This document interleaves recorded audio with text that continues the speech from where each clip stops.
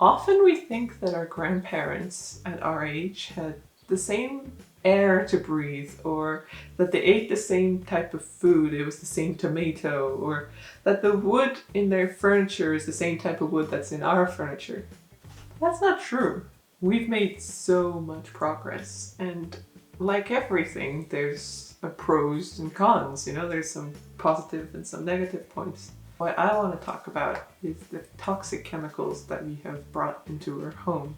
It's important because we spend most of our time indoors when you think about it, especially, these days, in the past year. Ironically, it's where we feel safest, but we're being exposed to chemicals without us even noticing. It's not just bad for the planet, it's terrible for you. And you might tell me, well, look, Nico, we got regulations, yo, we're safe, it's fine. Chill.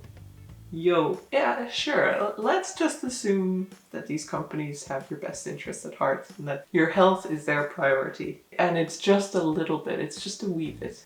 The problem is that it's everywhere. It's chronic exposure. It's a wee bit here and it's a wee bit there. It's your mattress, it's your pillow, it's your paint on the wall, it's your shampoo, it's your mascara, it's a lot of things. What these regulations don't take into account is multiple sources of exposure. It's the dose that makes the poison. Also, the manufacturing and destruction of these products have a huge environmental impact, such as in landfills, the chemicals seep into the ground when they slowly degrade and end up in the waters and the seas and affect the marine life, and we water our crops or we just straight up drink it. My point is not to alarm you. Maybe a little.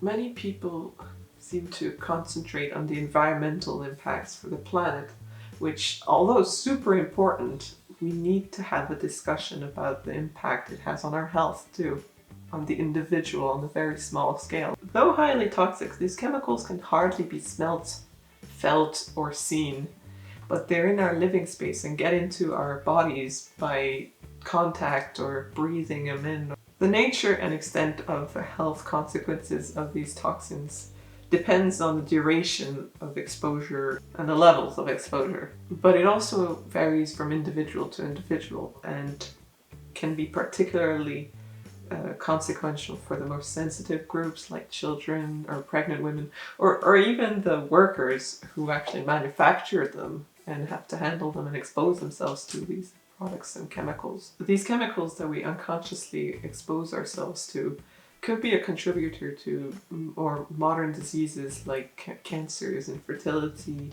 depression, and allergies.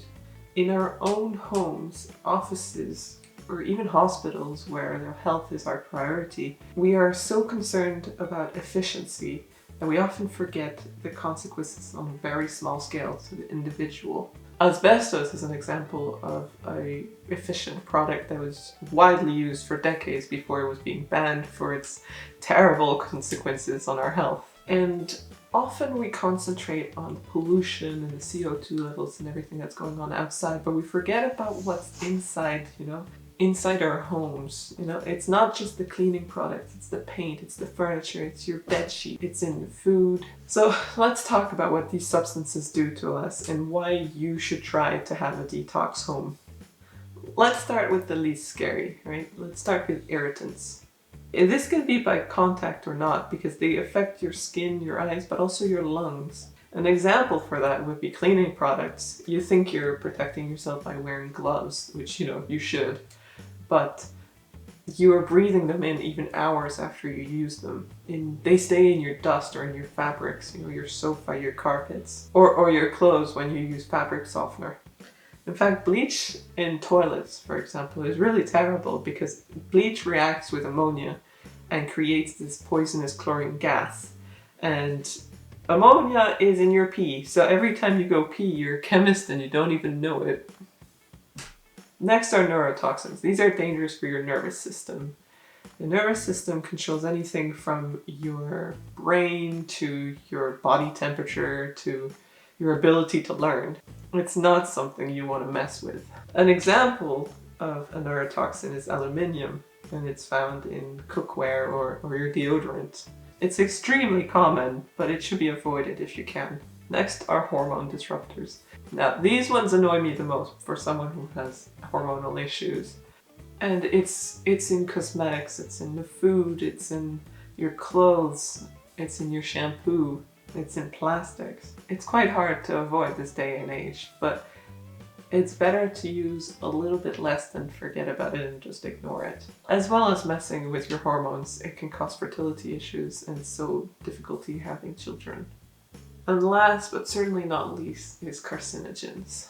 These products can cause cancer. There are things like BPAs, which are known carcinogen. It's not a debate, and they're still used. BPA is found in most food containers, from tins to bottles to your ready-made meals. It's terrible. It's really terrible. So there you go. Those are the effects that these substances have on us. And that's why you should try and have a detox home for the planet, but also for you and your health. I'll make more videos going more in depth and help us be more aware of this.